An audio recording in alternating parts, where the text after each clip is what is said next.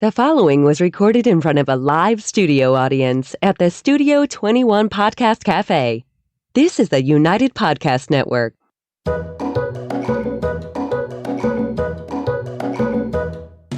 Welcome to the Quirky Dog Podcast, inspired by some of the quirkiest dogs you can ever imagine and the owners who love them. This podcast is brought to you by the quirky couple themselves, Scott and Jess Williams. Their aim is to educate and entertain. Here's Scott and Jess.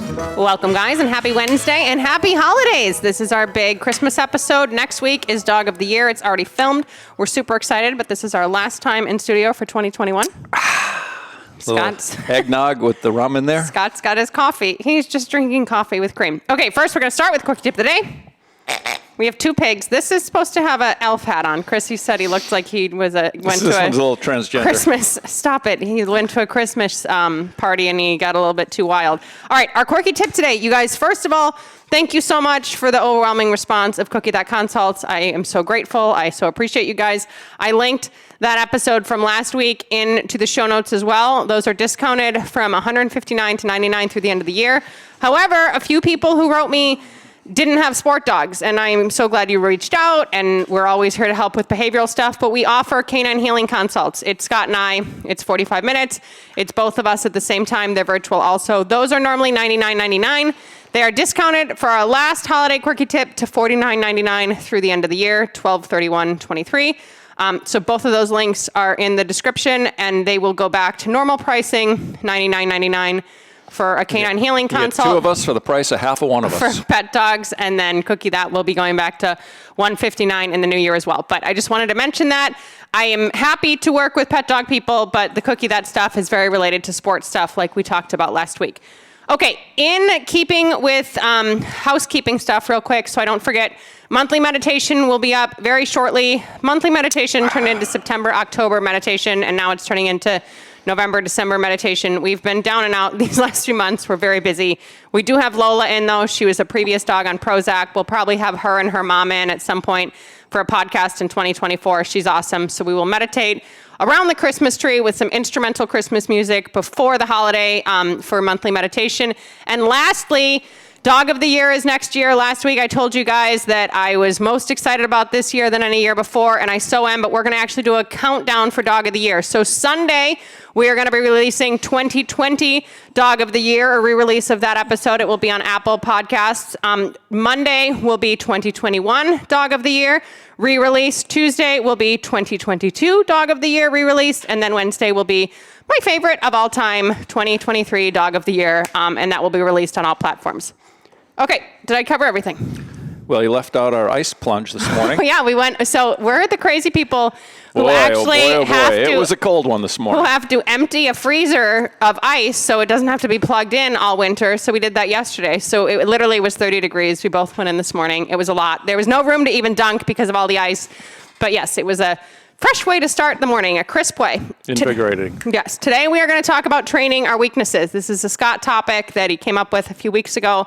And I love it. I love how it ties into dog training, how it ties into life and everything else. So where was your head at when you originally brought this to me? Well, again, it's just from going out and seeing people in the public space that need help with their dogs.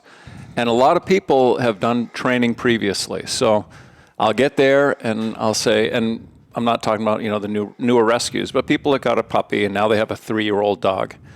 And I'll say, have you done any training? They'll say, oh yeah, we did puppy 1 and puppy 2, and they put a fair amount of time into these dogs. And I'll say, well, it's not a test, but can you show me what the dog does, that based on your training? And they'll do the sit and the down, and they'll do the place, but nothing is, none of the exercises are completed. So they have, for example, with the place command or the bed command, it's a parlor trick. the dog has good value to go to the place, which is the first step. You want that dog to want to go get on there. You don't want to be forcing them to get on the damn bed. You want them to have some enthusiasm and get on the bed and hope that they get a reward of some kind. And most dogs do that, but the dog won't stay there. And so that's the weakness.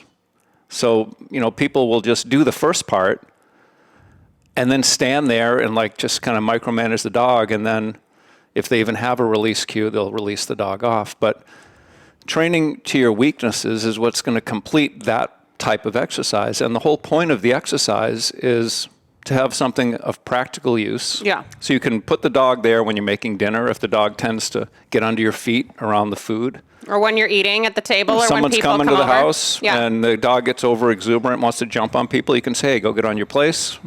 And you can give them 15, 20 minutes if need be to calm down before you release them off. And I would argue, contrary to what Scott said, that's not necessarily not training your weaknesses. Some of you haven't gotten proper direction, and I will give you that all day long. You know, Scott will say, well, did the instructor show you how to complete this? And they'll say no. So sometimes you just don't have the right information. But as far as like dog training goes, life goes, everything else, we don't like to highlight our weaknesses, right? Like if your dog is able to run loose in a property but pulls terribly on a leash, you don't want to train loose leash walking just to go to the vet's office twice a year. It's not something that you want to lean into because you're not good at it. Going back to just day-to-day stuff, I have weak legs. I've dislocated my knee a few times. I don't necessarily want to train legs at the gym. It's my weak point. It's hard for me. I'm really sore afterward. But training your weaknesses strengthens you on a broader, larger scale, and it's better for you and your dog. The more that you're strengthening your weaknesses, the more reliability you'll have everywhere. Yeah, I mean, when I was involved with the sport dog club environment, it was not uncommon for everyone to show up at club and do obedience, you know, just kind of informal obedience. Everyone would be working before we started getting into bite work, and then it had to be obviously more structured, and people had to wait their turn and whatnot. And nobody was doing something that didn't look good. Typically. Because they're in front of other people. Yeah, people are out there, if they have really good healing with a ball under their armpit. That's how they warmed or up. holding a ball Yeah. and healing their dog. They're doing that all over the place. Looks friggin' awesome. Yeah.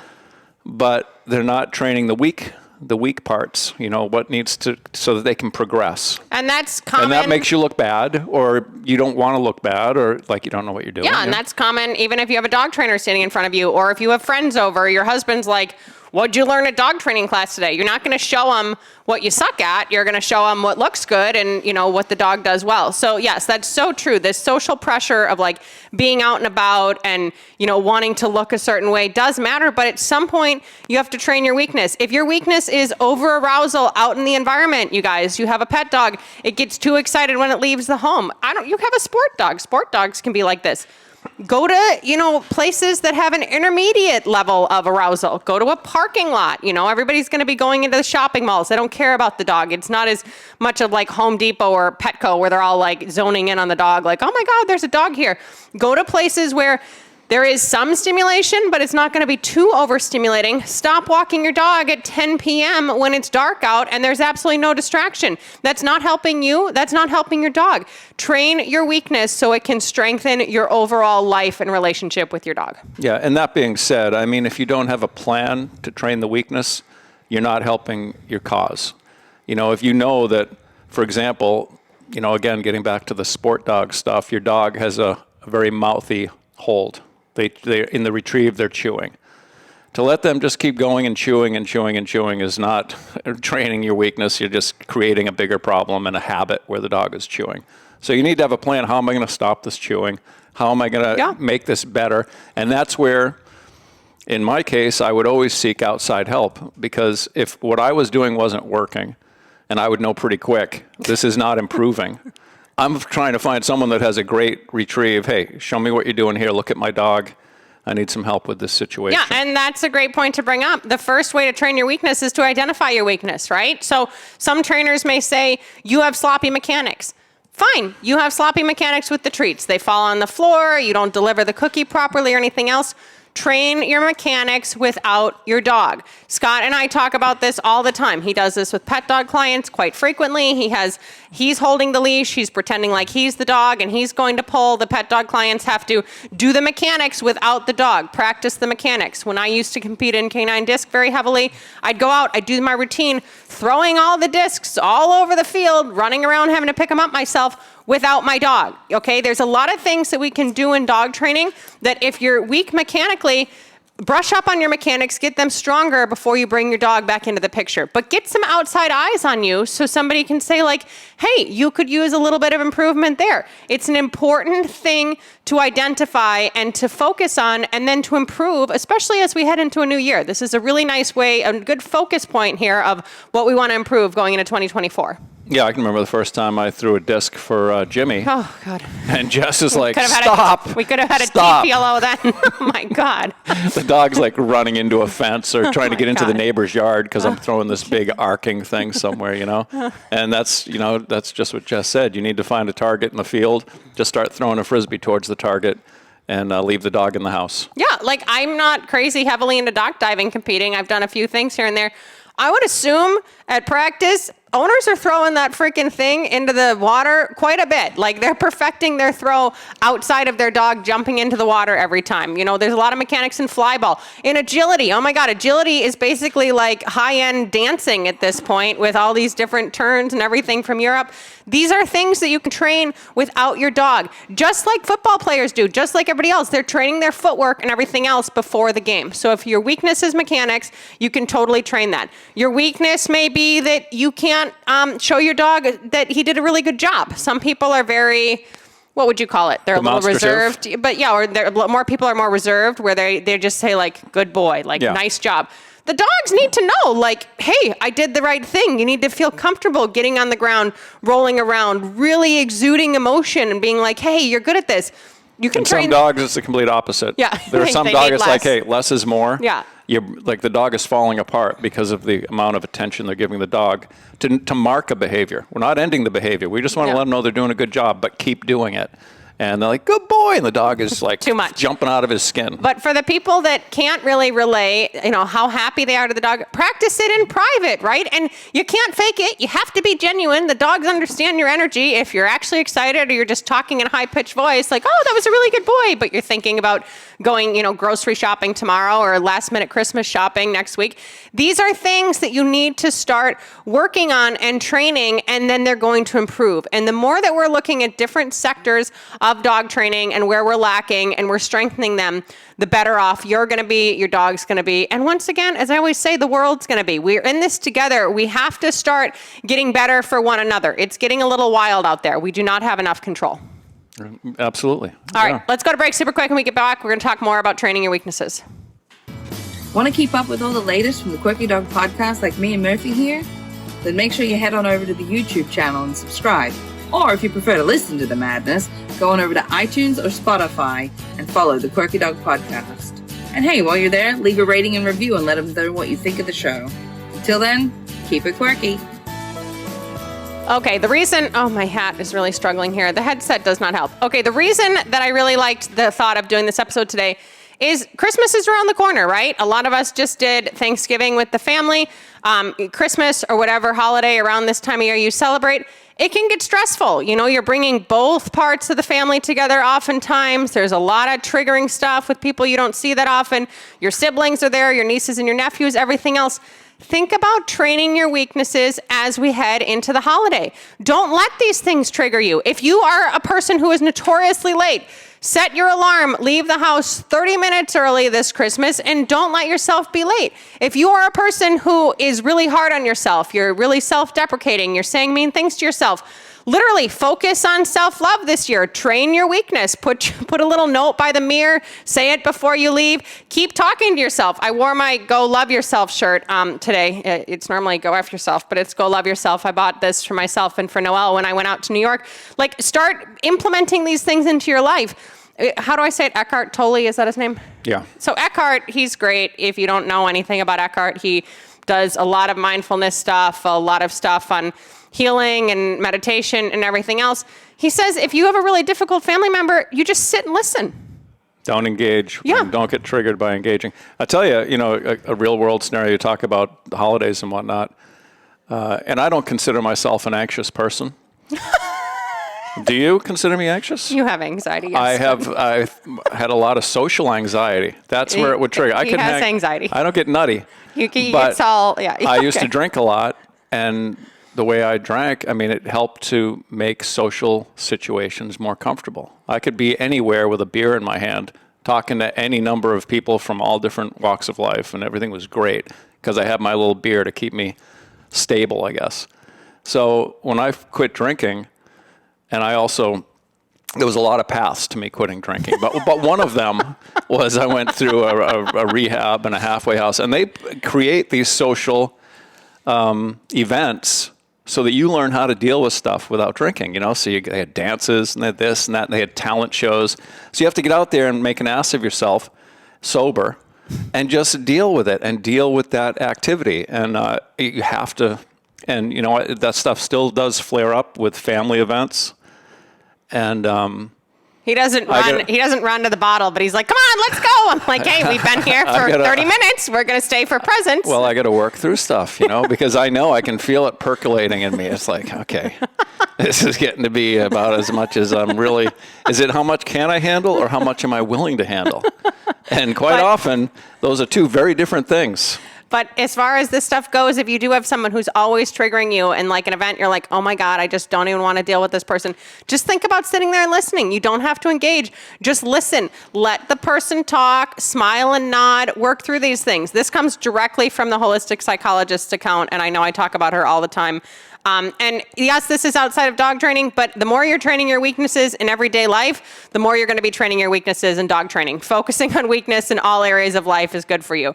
So she says, how do you deal with the life of the party? This is some good practical advice from a psychologist. She has a bunch of books out. Nicole Parra, she's amazing. Don't enable them. The kindest thing you can do is let them face the results of their own choices. Bailing them out of their choices only keeps them stuck within the cycle longer. So maybe as a mom or as a grandma, you're always enabling, you're always trying to help. That's not necessarily helping the life of the party if you have a person like that. The personalizer, so someone that takes everything personally. They're always upset. They're always like, oh, you hurt my feelings. Don't over-explain anything. Listen, don't invalidate them. But a personalizer believes that others are responsible for their emotional state. If they're upset, allow them to be upset and know that it's not your choice to fix it. This is good practical information to deal with going into the holidays. How do you deal with a blame projector? Somebody that blames all the things in life on somebody else. The fact that they're fat and they don't have any money and they don't have a job and their husband left them, whatever it may be. The blame projector. Don't get hooked into the stories. Keep your responses short, affirm their ability and capability to deal with what life brings them, and say something like, I trust you'll figure it out. That's a very healthy response. Last one, how to deal with the provoker. Don't respond. Like Eckhart's saying, just sit there and listen.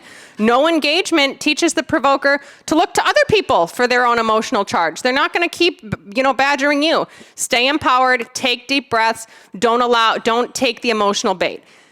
It throws that person off. It keeps them safe. But this is some real world practical advice. Scott and I deal with a lot of adversity in our lives, from past stuff, current stuff. We have client stress, everything else. Deep breathing is a good practice to have, you guys. I don't care if you just, are taking a few deep breaths before you walk in, or you take a quick moment outside and you take a few deep breaths. Deep breathing helps regulate your nervous system and helps keep you stable and helps keep you from saying something you're going to regret. It's the holidays. Let's have a nice holiday. Why blow things up? And if it's a trigger that's happening again and again and again, this is a great time to start to train that weakness. Yeah, and getting back to the dogs, during the holiday season, you're going to have everyone's got a tree in the house. Not everyone, but most people have a tree. They certainly have ornaments. They have a lot of extra stuff in the house that they wouldn't normally have. And they have young dogs or dogs that are not great in their behavior as far as being interested in wanting to, maybe like Jess has a dog that loves to eat leaves and green vegetation. Oh my God, we took her to Home Depot yesterday. She would have taken all the leaves off the poinsettia if I let her, which it's a poisonous plant. The employee's like, that's a lively dog. Yeah, so Jess wants to see if they have a cactus. Of course, they don't in the middle of winter. But then it became, we have to work through her dog now who wants to eat all the plants in the gardening area. She doesn't want to swallow them. She likes to destroy and rip them off. Which was great around my cannabis last summer. That was years ago, and she only took off one little leaf. But yeah, Vital, she was on our Christmas episode the very first year. She's a pushy dog. She's strong. She's going, oh my God, I want the leaves. Like, that wouldn't have been good for her, for Home Depot sales, anything else. I had to train that weakness right there, right in front. I didn't hide from the aisle of all the leaves and the poinsettias, but we went down in a line of fire, and I had to make sure that she didn't destroy every single plant. If you have a dog that tends to get into mischief and have some problems, getting into things they shouldn't get into, and the holiday season is coming, think about being proactive and addressing these things through management. Sometimes it's just let your dog drag a leash around. So if you see they're getting into an area you don't want them, you can just pick that leash up and redirect them. Hey, come on over here, do something different, No, rather than management. Let them do what you knew they were going to do, and then be frustrated with the dog, and then be upset, or maybe even have to bring the dog to the vet. We have a client that they thought the dog ate raisin bread. Yeah. And they ran the dog to the vet. Turned out it was just a cinnamon. There was no raisins in the bread. No, but they were freaking out because the dog was just getting into all kinds of stuff. They didn't know, did the dog eat it? Did they not eat it? Yeah. All this stuff. No, that's true. If you can't train your weaknesses in time for them to be prime time by Monday, if you celebrate Christmas, then manage your weaknesses. And I was thinking about this with us. I don't know what you would say a current weakness you have is, but I mean, Very few. I would say a hyper focus is Scott's weakness at this point. He focuses on like one thing, and then everything else that he did for wellness, that he just does the one thing. My own weaknesses. I'm a weak reader, right? I have never been good at reading, very slow reader. I finished like 5 books this year. I'm trying to train that weakness. Wine is a weakness of mine. I'll give you that. I've taken a couple months off this year of drinking wine. I do the 3-day fast every freaking month. Like, I make sure that I'm training that. As far as a management with me, I would say Nutella is one of my weaknesses. I can't have Nutella in the house. I just manage it. I don't know how else to say that, but Nutella is a weakness. But the thing about the wine is interesting because she was drinking a bottle of wine. She's like, I can't be drinking a bottle of wine anymore. So she buys a box. And I said, that's wow. only because it's cheaper. Don't get me started the on box that situation. contains 3 bottles. In the That's very funny.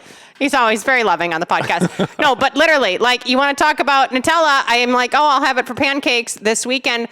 I don't care if I've had weed, if I'm, not even hungry, I'm just spooning Nutella into my mouth. So I'm managing my weakness of Nutella by not having it in the house. So maybe you have to manage certain things, but be honest with yourself about what your weaknesses are. Be honest with yourself about if you do happen to have some anxiety in different facets of life, even if you're not around other people. Start to be honest with yourself and then come up with ways to fix those things. And, I know we talked about Eckhart Tolle and the holistic psychologist and everything else. I've talked about the tapping solution before. If I had a fucking nickel for every time I'm in the middle of the night tapping, I deeply and completely love myself, even though I can't sleep. I mean, we would be the richest 2 people everywhere. So literally look into things like EFT, little nuances that you can do, little practices that you can incorporate that can make your life a little better, make you feel a little bit better. And heading into the new year, try to make them a regular practice. But training your weakness and being honest about your weakness in day-to-day life, in your interpersonal skills, in your relationships, in your job, productivity, in your dog training, it matters. And it's not to focus on the negative. It's not to get down this negative Nancy hole, but you're really going to be sitting there and thinking, how can I improve this? How can I make this better for me? How can I stop avoiding this and go right into the line of fire so I feel better about it? Yeah, and if you're like me, you have many weaknesses, and your dogs have many weaknesses. And the way I deal with it is I pick one thing, and I try to focus on this one thing and try and improve that one thing, because I can't spread my attention across 10 good things, let alone 10 weaknesses. I tend to be And right one now thing at the a time. focus is Jimmy's rehab, and he's coming along. He's gained an inch of muscle. I take the dog. And that's the what we dog is focus out on. with the leash on. I set the timer on my phone. We take him around and walk him for 15 minutes, and his rehab is just outstanding. I mean, the dog is so far ahead of where I thought he would be. In fact, he looks like a normal dog right now, which is even more difficult to keep him reeled in now because he cannot have any freedom. Yeah, he's ready to rock and roll. We have his follow-up X-rays January 16th, and we may have his surgeon on to do a TPLO X-rays podcast if everything goes well. So I hope that made sense to you guys. We really wanted to hone in on this because this is something we so often see clients do. We so often see colleagues avoid. We so often see friends avoid, right? And nobody wants to look like an ass. Nobody wants to do the thing that they're worst at. But if your downstay stinks, work on that before you work on the thing that makes you feel super good and productive and sexy. Because it's all the same to the dog. The dog just enjoys working with you, and they enjoy the relationship, and they enjoy improving and making you feel good about yourself. So you hone in on what interpersonally is difficult for you, and do so with yourself personally over the holidays as well. This is a great time to not project into, this is going to unravel again. It's just going to go like it always goes. Whatever you're saying in your mind, get your self-talk to be more positive, to interrupt yourself, and to have tools to deal with the holidays and make them merry and happy for all. Any other thoughts? Yeah, when you're, you have an issue with your dog and you decide to look outside the household and enlist the help of a trainer, tell them exactly what you want. You know, like it could be, I just want the dog to come. Because the trainer will help you with that. Ideally. Yeah, of course. Before you pay them money, make sure that they're going to be able to help you. If you're very general in your frustration, like if I go to someone's home and they're like, oh, the dog jumps, he does this, he does that, and they name 25 different things, I'm going to say, well, let's start with some basic leash work, and we're going to work on heel, sit down, come when called, all the basics. Because usually working on that resolves other issues as well. But if you have something that's bothering you specifically, tell the trainer, this is what I want to deal with. Because that will get better real quick when you focus on that one behavior. And when you see success there, that's going to motivate you to want to work on more things with your dog. Yeah. But you want to see some results. And if you're just trying to do some walking on the leash, I put 5 minutes in on that. I'm supposed to work on this place exercise. I'm supposed to do this. It gets to be a little overwhelming because nobody wants to be a dog trainer. They just want to enjoy their dog. I can appreciate that as a trainer and knowing how full everyone's lives already are. But if you're having one particular issue that is really problematic, start there. It will get better. Hyper-focus. It will get better. From the hyper-focuser himself. No, it's true, you guys. And with that said, if you have somebody that comes over and you tell them exactly what you want and they can't either show you that with their own dog or with your dog, then go hire somebody else. There's a lot of fish out there in the pond to help you guys. But we have been noticing a lot this year that not all results are created equal when it comes to dog training. So if you want to do a consult with us, you can. Look at some local reviews with dog trainers near you. Make sure you're getting the help you need because I promise life can get easier for you. All right. We're thankful. This is our last episode this year. Any thoughts? Any things to say? It's been a great year. We appreciate you guys that have been tuning in all year long. And you guys are loving the reels, eating them up. We appreciate it. Yeah. Have a very, very happy holiday. Spoil the hell out of your dogs this year. If you need us, you know where to find us. Studio at thequirkydog.com.